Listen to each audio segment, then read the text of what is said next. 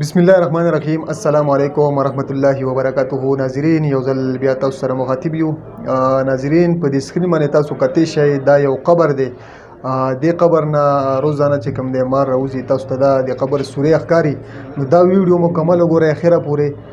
نو دې باندې موږ تاسو سره یو دوه خبرې کوو. نو لاول نه دا ویډیو تاسو وګورئ.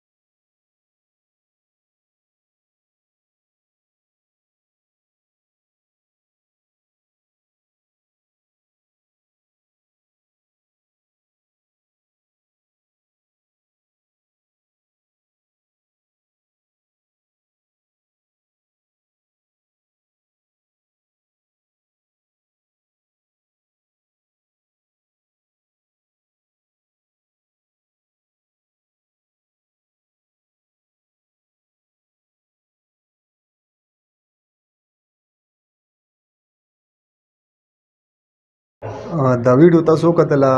ګوره کله چې د انسان اعمال خراب وي نو د هغه بیا داسې انجام وي په قبر کې. بیا مختلف قسمه لړمانان شله او ماران شله نو بیا هغه باندې دا په قبر کې پیښیږي. دا د هغه انسانانو سره کېږي کوم انسانان چې په دنیا کې د نورو خلکو حق خوري، نور مختلف قسمه ظلمونه کوي، نو هغه بیا داسې انجام وي.